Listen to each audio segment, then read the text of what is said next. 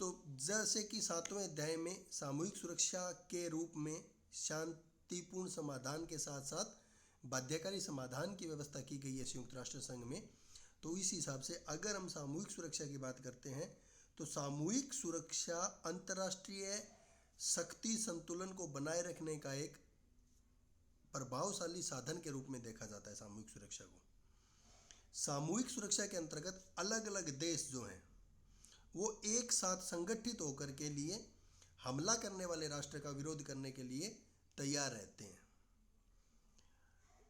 यानी कि सामूहिक सुरक्षा के अंतर्गत हमला करने वाले राष्ट्र के विरुद्ध सभी राष्ट्र मिलकर सामूहिक रूप से एक मोर्चा तैयार करने के लिए हमेशा तैयार होते हैं और युद्ध करने वाले राष्ट्र का एक प्रकार से विरोध करते हैं।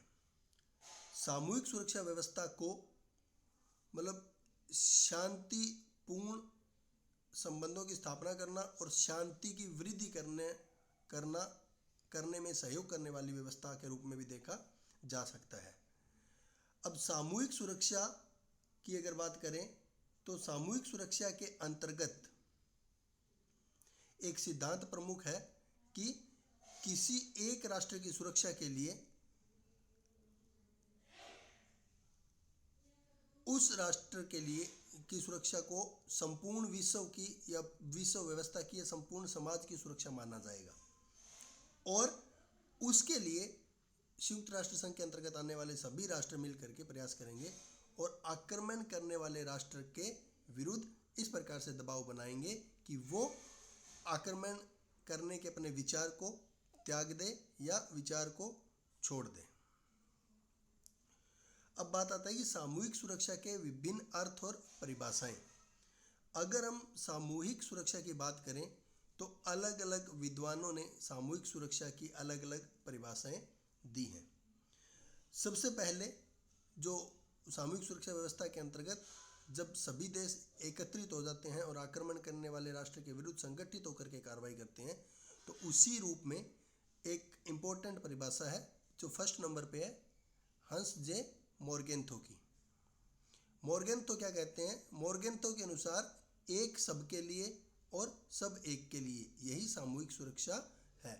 कहने का मतलब है कि अंतर्राष्ट्रीय राजनीति में संयुक्त राष्ट्र संघ के सदस्यों में अगर किसी भी एक राष्ट्र पर हमला होता है तो वो हमला सभी देशों पर माना जाएगा और सब मिल करके उस एक देश की सुरक्षा के लिए हमला करने वाले राष्ट्र के विपरीत कार्रवाई करेंगे। सेकंड नंबर पे जो है इंस एल क्लॉट, ये क्या कहते हैं कि सामूहिक सुरक्षा शक्ति संतुलन और विश्व सरकार के बीच की एक व्यवस्था है। यानी कि शक्ति संतुलन के रूप का ही एक दूसरा रूप इसे माना जा सकता है, लेकिन ये शक्ति संतुलन से कुछ डिफरेंस है। तो जो आप परिभाषा याद कर पाओ एक या दो, वो परिभाषा जरूर ध्यान में रखना। एक बात ध्यान रखना कि हंस जे मोरगेंथो की जो परिभाषा है, हंस जे मोरगेंथो की जो परिभाषा है वो सब बहुत इंपॉर्टेंट है। बहुत बार ये छोटा क्वेश्चन आता है कि एक सबके लिए और सब एक के लिए, ये किसने कहा? तो ये हंस जे मोरगेंथो वाली परिभाषा याद रखना, ये छोटा क्वेश्चन बहुत बार आता है। तो ये जो परिभाषाएं हैं, इन परिभाषाओं के आधार पर हम सामूहिक सुरक्षा को क्या कह सकते हैं। यहाँ पे देखिए इस पैराग्राफ में कि सामूहिक सुरक्षा की समस्या किसी एक अकेले राष्ट्र की न होकर के सभी देशों की समस्या समझी जाती है और इस सुरक्षा के अंतर्गत क्या बातें आती है। नंबर एक, किसी एक राज्य पर किया गया हमला सभी राज्यों पर हमला माना जाएगा। यानी कि एक सबके लिए और सब एक के लिए, इसका मतलब है कि किसी एक पर हमला जो किया जाएगा उस हमले को संयुक्त राष्ट्र संघ के सभी राज्यों पर हमला माना जाएगा। दूसरी बात है क्या है कि किसी राष्ट्र विशेष की सुरक्षा अकेले उसी राष्ट्र की चिंता का विषय नहीं होगी, बल्कि वो सारे अंतर्राष्ट्रीय समाज की या संयुक्त राष्ट्र संघ के सभी सदस्य राष्ट्रों की चिंता का विषय होगी। यानी कि ये भी वही बात हंस जे मोरगेंथो वाली कि एक सबके लिए सब एक के लिए। तीसरी बात क्या है कि यदि किसी एक राष्ट्र दूसरे राष्ट्र की सुरक्षा को खतरा पैदा करता है तो खतरा पैदा करने वाले राष्ट्र के लिए, और जिसके ऊपर खतरा होता है, जिसके ऊपर आक्रमण होता है, उस आक्रमण होने वाले राष्ट्र की ओर से बाकी सब देश कार्रवाई करेंगे जो राष्ट्र आक्रमण करता है उसके खिलाफ। फोर्थ नंबर पे क्या है कि हमलावर के अलावा और सब राष्ट्रों के बीच सहयोग सामूहिक सुरक्षा का फल है। यानी कि ये जो चार बातें हैं, इन चार बातों में एक बात निकल कर आती है कि सामूहिक सुरक्षा व्यवस्था के अंतर्गत सभी राष्ट्र महत्वपूर्ण है और एक राष्ट्र पर हमला सभी राष्ट्रों पर हमला माना जाएगा और हमला करने वाले देश के खिलाफ सभी राष्ट्र मिल करके कार्रवाई करेंगे और किसी भी एक देश की सुरक्षा का विषय उस अकेले राष्ट्र का चिंता का विषय नहीं होगा, बल्कि उसकी सुरक्षा का विषय सभी राष्ट्रों की सुरक्षा का, सभी राष्ट्रों की चिंता का विषय होगा और सब राष्ट्रों के बीच सहयोग सामूहिक सुरक्षा के रूप में किया जा सकता है। तो इससे क्या होगा कि एक आक्रमण करने वाले राष्ट्र के विरुद्ध एक ऐसा शक्तिशाली मोर्चा स्थापित कर देना जिसके कारण आक्रमण करने वाला राष्ट्र आक्रमण करने से पहले सोचे, युद्ध करने से पहले सोचे कि अगर वो युद्ध करेगा, आक्रमण करेगा तो उसके खिलाफ विश्व के सभी देश एकजुट होकर के कार्रवाई कर सकते हैं। तो इसलिए वो आक्रमण और युद्ध करने से बचेगा और शांति स्थापित करने में महत्वपूर्ण भूमिका निभा सकती है सामूहिक सुरक्षा। ऐसा सामूहिक सुरक्षा के कंसेप्ट में माना गया। अब बात आती है क्या कि सामूहिक सुरक्षा का विकास। अगर सामूहिक सुरक्षा के विकास की बात करें तो सामूहिक सुरक्षा का विकास वैसे तो इसको महत्वपूर्ण बनाने में अमेरिका के राष्ट्रपति वुड्रो विल्सन को इसका श्रेय दिया जाता है कि सामूहिक सुरक्षा व्यवस्था को अंतर्राष्ट्रीय राजनीति में लोकप्रिय बनाने में अमेरिका के राष्ट्रपति वुड्रो विल्सन की भूमिका बहुत महत्वपूर्ण है। लेकिन वैसे अगर हम बात करें तो सामूहिक सुरक्षा व्यवस्था जो है इसकी शुरुआत 17वीं शताब्दी में होती है। 17वीं शताब्दी के बाद 19वीं शताब्दी में सामूहिक सुरक्षा के कहीं ना कहीं थोड़े बहुत कॉन्सेप्ट आते हैं, लेकिन मुख्य रूप से 20वीं शताब्दी में सामूहिक सुरक्षा की बात होती है। और इस व्यवस्था को जब 1920 में राष्ट्रसंघ की स्थापना की गई उसमें भी इसको लागू इम्प्लीमेंट किया गया था, सामूहिक सुरक्षा का कॉन्सेप्ट लाया गया था। और क्या, जैसे कि राष्ट्रसंघ की जो चार्टर है,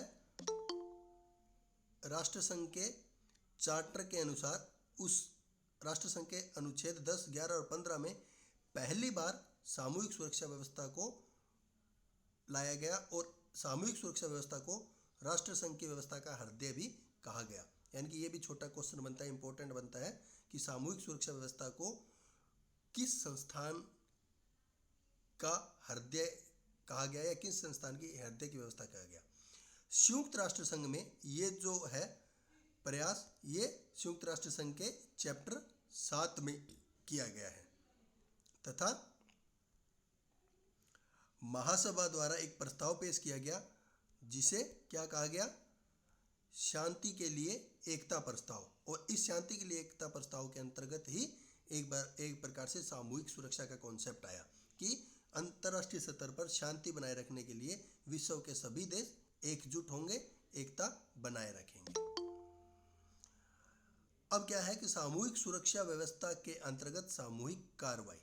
अब सामूहिक सुरक्षा व्यवस्था और बैलेंस शक्ति संतुलन की अगर बात करें तो सामूहिक सुरक्षा व्यवस्था के अंतर्गत सामूहिक कार्रवाई करना मतलब हर प्रकार की सामूहिक कार्रवाई को सामूहिक सुरक्षा नहीं कहा जा सकता।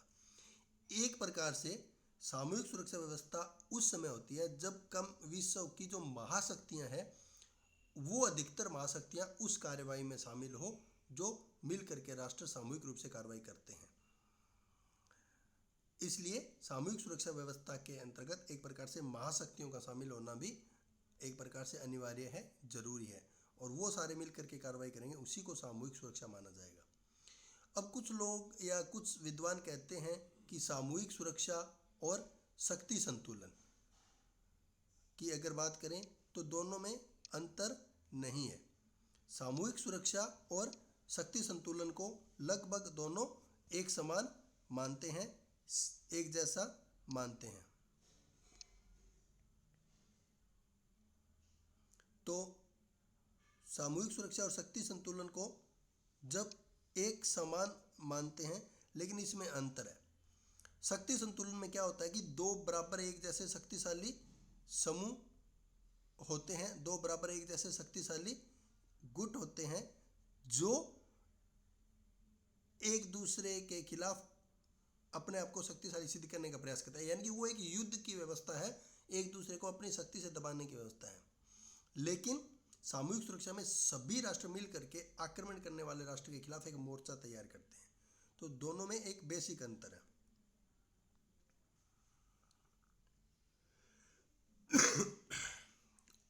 अंतर के अंतर्गत क्या आता है, जैसे यहाँ पे कि सामूहिक सुरक्षा युद्ध के लिए नहीं बल्कि शांति स्थापित करने के लिए होती है, यानी कि सभी देश युद्ध करने के लिए नहीं बल्कि शांति स्थापित करने के लिए इकट्ठे होते हैं।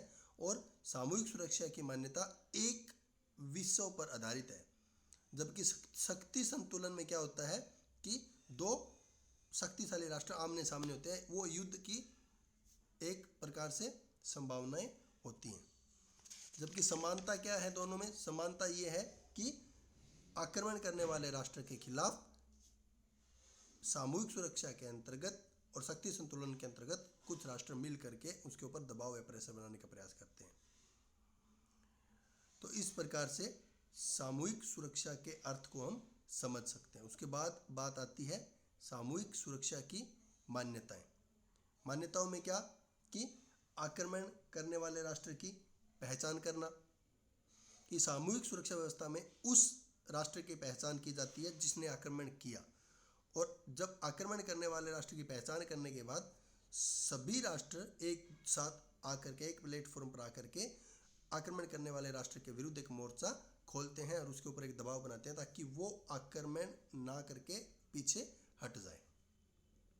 दूसरा कि प्रचुर शक्ति, प्रचुर शक्ति का मतलब कि सभी शक्तिशाली राष्ट्र जब एक प्लेटफॉर्म पर इकट्ठे करते हैं तो आक्रमणकर्ता राष्ट्र के खिलाफ बहुत बड़ी शक्ति खड़ी हो जाती है, और वो बहुत बड़ी शक्ति जो होती है उसे देख करके आक्रमण करने वाला राष्ट्र पीछे हट जाता है।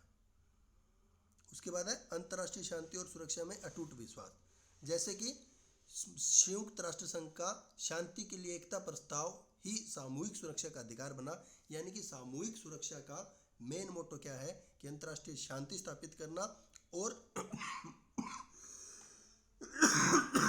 जिस राष्ट्र के ऊपर आक्रमण हुआ है उसकी सुरक्षा करना, यानी कि अंतर्राष्ट्रीय शांति स्थापित करना और किसी राष्ट्र की सुरक्षा में अटूट विश्वास सामूहिक सुरक्षा का एक कॉन्सेप्ट है। उसके अलावा नेक्स्ट इसकी मान्यता क्या है कि राष्ट्रीय हितों का अंतर्राष्ट्रीय हितों के लिए बलिदान। कहने का मतलब है कि सामूहिक सुरक्षा के अंतर्गत सभी देश अपने हितों को एक तरफ छोड़ करके अंतर्राष्ट्रीय हितों को ध्यान में रखते हैं और एक प्लेटफॉर्म पर इकट्ठा होते हैं ताकि आक्रमणकर्ता के खिलाफ या युद्ध करने वाले राष्ट्र के खिलाफ कार्रवाई की जा सके। तो ये जो मान्यताएं हैं, इन मान्यताओं के आधार पर हम क्या कह सकते हैं कि एक प्रकार से सामूहिक सुरक्षा व्यवस्था एक ऐसी अंतर्राष्ट्रीय व्यवस्था है जिसमें एक सब के लिए और सब एक के लिए सिद्धांत पर आधारित होती है। सभी राष्ट्रों की ओर से एक अंतर्राष्ट्रीय सेना होती है जो किसी भी संभावित हमला करने वाले राष्ट्र के खिलाफ कार्रवाई करती है। कोई भी हमला होने पर सामूहिक कार्रवाई शुरू हो जाती है और वो कार्रवाई तेजी से और निष्पक्ष रूप से काम करती है। उसके अलावा सामूहिक सुरक्षा व्यवस्था बिना किसी पक्षपात और दोष के, बिना किसी देश के भेदभाव के सभी देशों के खिलाफ कार्रवाई करती है, मतलब आक्रमण करने वाले राष्ट्र के खिलाफ कार्रवाई करती है।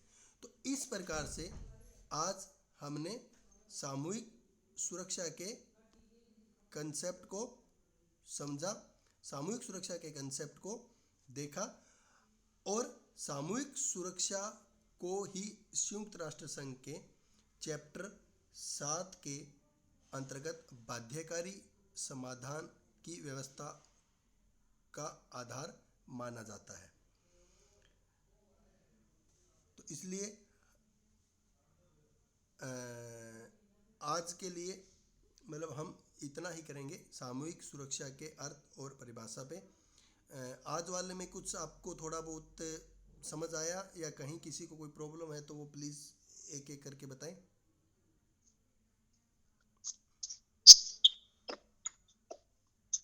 Hello sir. हाँ जी। सर असाइनमेंटों के लिए 4 क्वेश्चन है। हाँ जी 4 हैं। तो वो दो दो बनाने हैं सर। हाँ 4 क्वेश्चन करने हैं, एक असाइनमेंट में पहला और दूसरा क्वेश्चन और दूसरी असाइनमेंट में तीसरा और चौथा क्वेश्चन। और कितने पेज लिखने हैं? पेज तो यार अब तो आप फाइनल में हो, आपको हर बार थोड़ी बताने की ज़रूरत पड़ती है, अपने हिसाब नहीं से। सर, फिर वो पीडीएफ का मैटर हो जाएगा आपके फोन में। हाँ तो पीडीएफ फाइल बनाओगे, पीडीएफ मतलब 6-7 पेज में एक असाइनमेंट हो जाएगी, मतलब 13-14 पेज हो जाएंगे दोनों असाइनमेंट्स के। यही पूछ रहे थे सर। एक क्वेश्चन 3 पेज 3.5 पेज में आ जाता है।